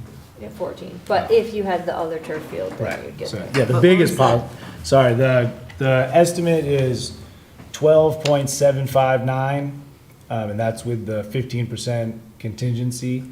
And then there's the alternate I was talking about where we could add about 750K if we wanted to put in a second turf field. So sorry, in my head, I was just estimating as 14 as the biggest possible. Yeah. And that number, Fran, just to try to be as clear as we can, did include all the restructured and increased parking in the access to 26. So some of the things you're mentioning is in that plan that they. Construction road, includes the construction road in the bond? Yeah, they're like way into the campus, you mean? The site work Well, is all. for the construction trucks and all. Yeah. Yeah. Going into the project, right? The site work is all included. That'd be in the bond. Activitized. That's all That's part of all the in. estimate, yeah. And actually, a new septic system is in here, a line item here as well. A new septic system? Yeah, the leach field and septic system to accommodate the increased size of the facility. And also just the moving of it, right? Right now, the leach field is right behind the high school, which is where so much of the work is gonna be done. The new parking will be right on top of it, so there's really no way not to disturb it. It's also original to the school. Yeah, it needs to be, This time. we've been worried about it for a We're just while, waiting for some failure there, Yeah. so. which is less than ideal. And I'm still on the floor, I Yeah, think. I'm sorry. Thank you. No.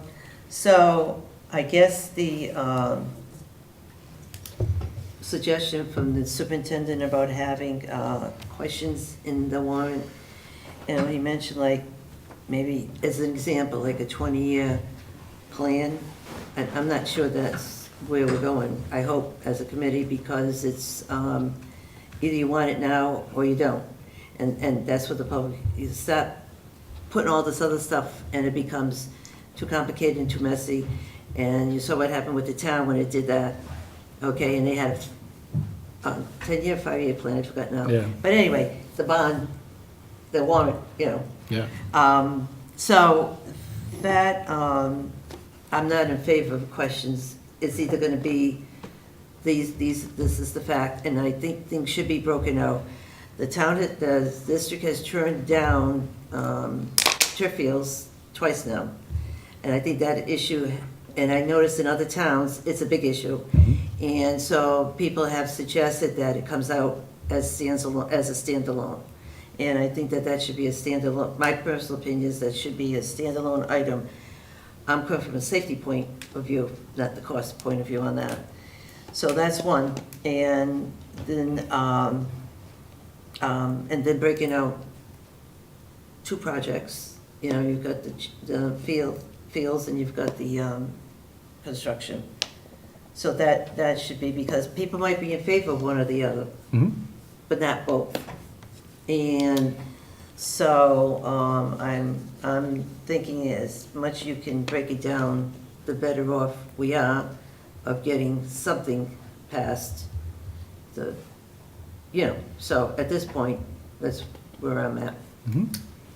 Craig, did you have thoughts in response to that specifically? No, that wasn't a recommendation, it was a hypothetical. No, I understood that. I just don't want us to start going down that path. Yeah. Yeah, no, yeah. Yeah. Mm-mm. I think I saw Cole first. Yeah, I got two, they're kind of pieced together. One thing I believe that was in that cost that was included, and I could be wrong, so Penny, tell me if I'm wrong, but it also included the equipment to maintain the turf. That was an upfront cost that they put in there. The other thing is staying on the turf subject, and I agree with what Fran says. I think that's definitely a hardship usually when it comes to these types of things, because we are seeing it in other towns.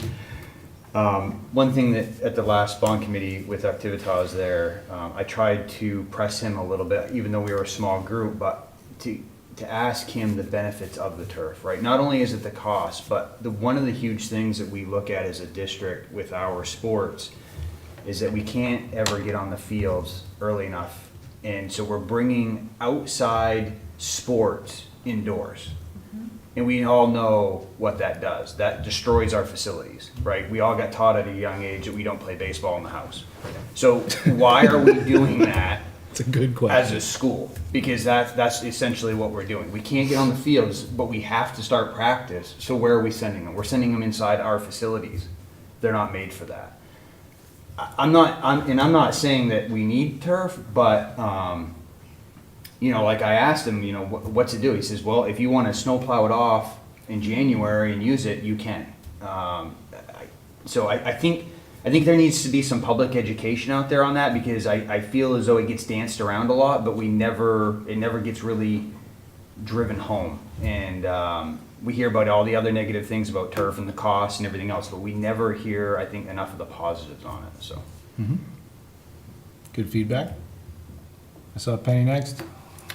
I did want to chime in. I know I got my time, but you asked for thoughts on the writing of the questions or the combining of them. And I've spent a lot of time thinking on this. Sounds like I might be a little bit of an outlier. I took this project seriously. I went to basketball games. I went to theater shows. I did all the things. I went to the cafeteria. None of these spaces are adequate, and I really worry about the incredible lift it will be to get this done and to have one of it broken off and have to come back in 2 years and try to do it again for the other one while the costs go up. I think we want some really good numbers on what's the efficiency in doing construction all at once.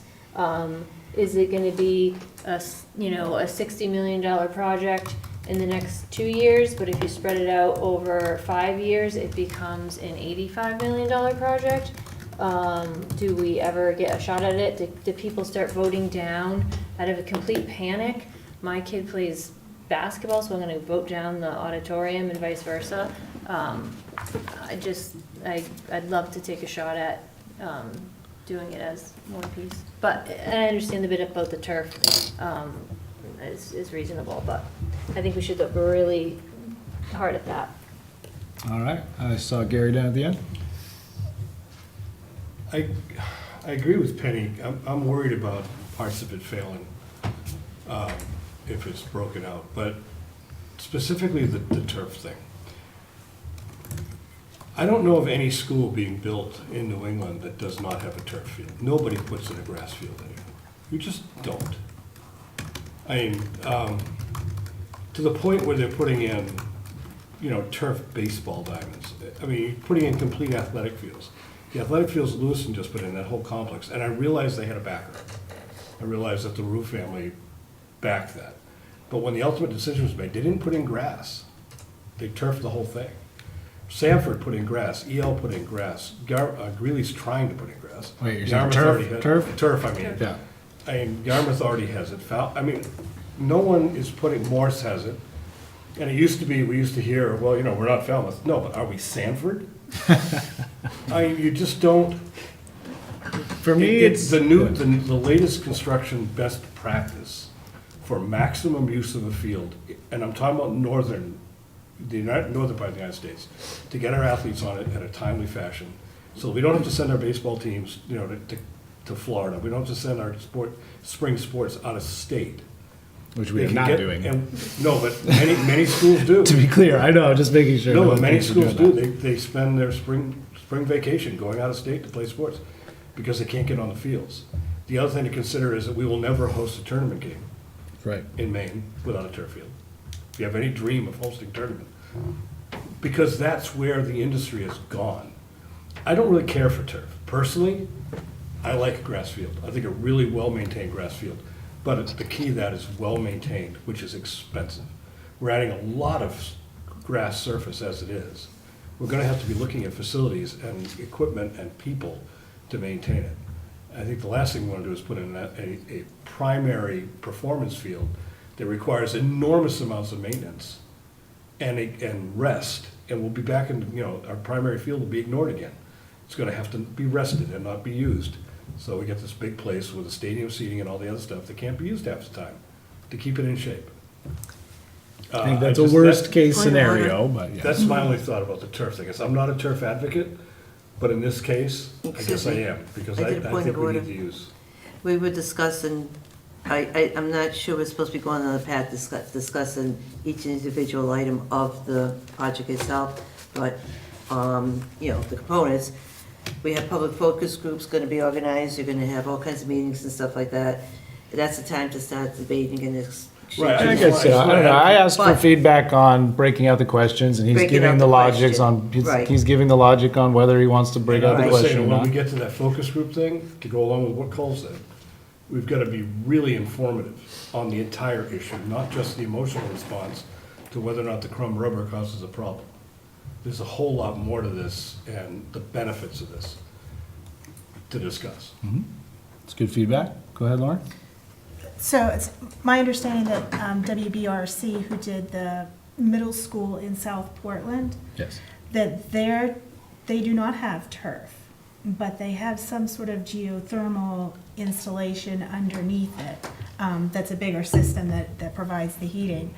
I've seen that, yeah. And so It's super cool. I'm just wondering, Not cheap. are they looking at other alternatives to not completely turf, not the typical grass field, but like, where's the leach field being placed? Is that something that can be The leach done? field is in number 4 right now. And I think that's where it's staying, it's just being moved It's okay. and rearranged. Yeah, just refreshed, yeah. Yep. But yeah, that will fuel that grass, yeah. Yeah, so sort of, are they looking at other things, in between? And then I have just another question unrelated to the turf. Is, because I can see that there are wetland lines. Yes. Are those GIS picked up, or has there actually been a survey They of went the out and natural surveyed, yep. resources? They went and Okay. walked the land, yep. Okay, so it looks like there's no impacts to. That's what they think, yeah. It Okay. basically nestles right in there, and we actually had that committee question. There is room, so we're not like using up all the available land out there. So if we did in the future want to add like more athletic space, there is possible to expand beyond where that new baseball field is.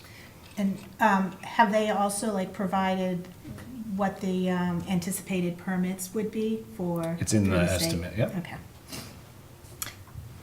Okay. Just to follow up on Okay. hers. Okay, quickly. Is there any way the architects can look into that? What'd you say, permit something or other? So we will ask as part of the feedback of this board, them to You'll offer be able any, to do that, okay. Yeah, any opinions. Sounds interesting. It's possible. I know that system is very, because it's a geothermal heating system. Yes, Yeah. correct. Go ahead, Craig, I saw your hand. Yeah, so there was a bond at MSAD 15 back in 2015, and it was two-part, and one part passed and the other part failed. And I think there was a debriefing or a postmortem of the politics behind that and why people voted one way and why people voted another way.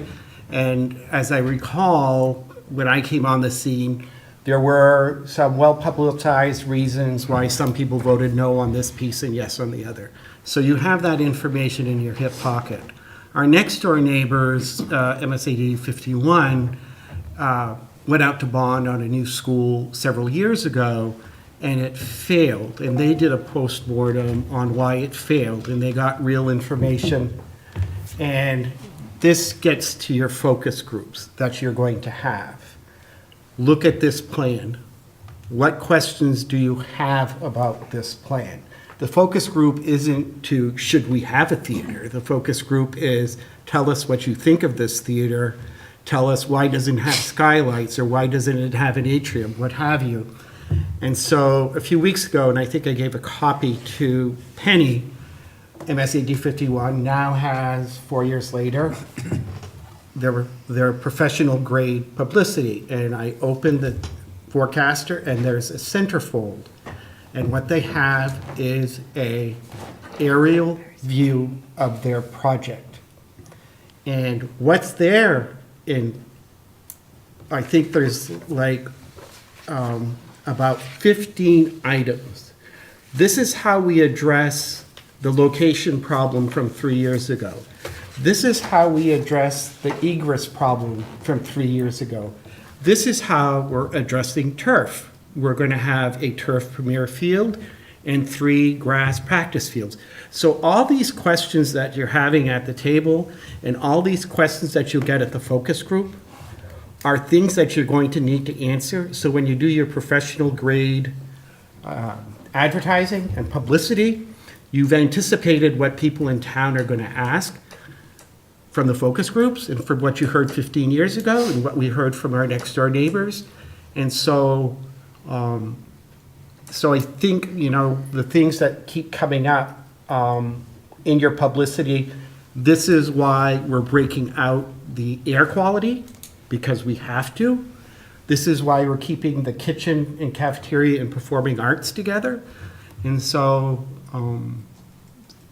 anyway, that's just my, I think that is your publicity campaign, is identifying what your community's questions are going to be and answering them. So as someone that doesn't live in Cumberland and really spends very little time in Cumberland, as someone who really didn't know much about it, I looked at that centerfold and I thought, if I were Joe taxpayer and I saw this, I feel I'd be really informed and be able to make some kind of a decision. Go ahead, Adam. That's like, from like a personal standpoint, that's like exactly what I did. I mean, we were trying to get a shooting range opened 1.5 miles from middle school, and it's like a what? So yeah, I put out letters to every abutter and had them over, and we had a bakery, and like just took it on the chin for like an hour, and it was like, oh, it's indoors. Well, that's a big one. But like people were gonna come with pitchforks to the meeting, like so. I had the engineers and the architects and someone like our job super there. So it wasn't just like 23-year-old me answering it was like someone like with a title answering those focus group questions, not just maybe the folks that are putting it in front of you. Well, I think that is even post focus groups, when we go and do the explain tour, is exactly what you're talking about. And we do have built in our contract with the architects and engineers. They are available for those meetings and are ready and willing to do it. Especially the HVAC guys; they'll come anywhere at any time. So that's like what we're doing in August and September for sure. Do you know how many meetings you think about, you might be thinking about having? Have you thought about that far? You know, I haven't really got that far, but my expectation is that we would have something like 3, you know, try to do 1 in Gray and 1 in New Gloucester and 1 here on site, something like that. You know, last week of August and then 1 in the first 2 weeks of September is just sort of off the top of my head. But I think it's important that we be in each town in the district, and then we also have a invite onto the campus so people can see for themselves and walk around. You know, huge amount of people in the district have never even been on the high school campus. They probably never even pulled into Libby Hill Road. So we need to absolutely get people seeing, you know, where, how it would be, and just the possibilities. All right, any other thoughts or questions? That's good feedback. We don't have to make any decisions tonight. We are gonna have to make some decisions. You know, this is the new board. I can't set any meetings from now on past June 11th, but as soon as we come back on June 12th, I would expect, you know, bring your calendars to that, because we're gonna need to schedule some meetings where we're gonna have to vote on some things once we get the finalized plans and that kind of thing. So expect there to be 2 or 3 business meetings this summer. All right. Any other thoughts before we move on? Do we get paid? We get $10 per meeting. I'm not sure if that extends to community meetings. All right, I'm going to move into the committee reports. I don't think we've had any committee meetings since the last time we reported out. Does any committee chair have a desire? Yep, go ahead, Jason. So all I want to do is give a final update on the superintendent evaluation process. Yep. We are wrapping that up this evening. So we're having the final delivery of the superintendent evaluation, which will bring that process to a close for this year. Excellent. Right on schedule, as they say. All right, moving into the school board chair report. I don't have a lot to report, but We did have a retirement ceremony right before this meeting. I want to thank all of our retirees for their service to the district. Some of these folks have been working for us for 25 and 30 years, and as I always say, our district is only as good as the people who work for us and care for our students. So we appreciate their service greatly. Also, this is the last meeting for Jason, and I want to thank him for his service. He has really done great work on the Personnel Committee, especially managing our negotiations really expertly and making sure that we're always on task with the superintendent evaluation. And I really appreciate the work product that he's created for the district, and we thank him and appreciate his offers to chime in with helpful support going forward. So thank you very much, Jason, for your service. All right, let's move into the superintendent report. Sorry, you thought I was going to be more long-winded than that. I was daydreaming, frankly. I could go on, some other monologue if you'd like me to. New hires, we just hired a bunch of people last week. We have a bunch in process, so as Sam said, we will be having summer meetings, and we'll be having the new hires come forward the next meeting. Resignations, Rebecca Skelton, math science teacher at the middle school. Rebecca Dwyer, school counselor at Memorial School. No new retirements from an hour ago. Transfers, Aaron McNally will transfer from middle school English language arts to gifted and talented teacher. Oh, hey, wow. Yeah. Awesome. Yep. Filled that position. Yeah, I think it'll be a very nice fit. Reduction in force, implementation, and completion. So we, as most of the positions came off ESSER, there were 2 jobs that were created to get us through the pandemic period, and a couple of those jobs we kept because decided it was needed to keep some of those jobs. Some of those jobs we eliminated. The 2 jobs that were eliminated from ESSER by the board were the pre-K Memorial EdTech 3 and the pre-K. Just K, right? Oh, I'm sorry. Yeah. The K Memorial and K Russell EdTech 3. So those jobs are eliminated, and so that activates Article 12 of the support staff collective bargaining agreement with the board.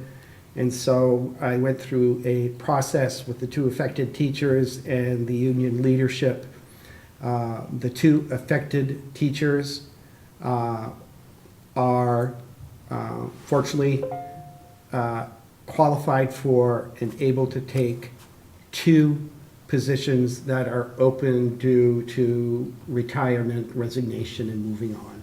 So although the positions were eliminated, they got pick of open positions, and so now they're staying with us. They were able to find a position. Excellent. Cool. One will be the EdTech Library 3, replacing the person that is resigned and gone to graduate school. And the other person is taking Mrs. Skilling's EdTech 2 job. She just retired. Fantastic. Great. So that is complete, that formal process. Thank you, Craig. All right, unless there are any further or other that I don't know about orders of business, I would hear a motion to enter into executive session for the evaluation of the superintendent pursuant to 1 MRSA subsection 4056A. Jason, one more? So moved. Seconded. You're gonna miss Any discussion on that? Seeing none, all in favor? All right, we are going to enter into executive session. So Um, first, Craig, we're going to start. Can you give us just like, it should only take about 5 to 7 minutes. There's one piece of business and I'll just come get you.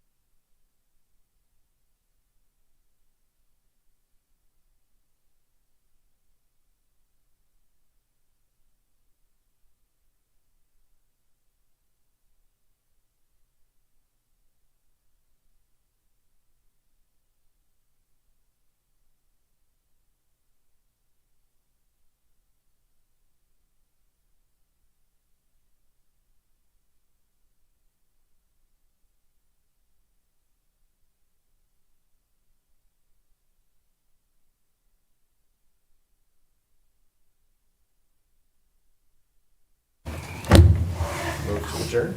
Move to adjourn. Seconded. See you, Jay. It's very exciting for you. I'm not officially done, but it's my last. No. No more meetings.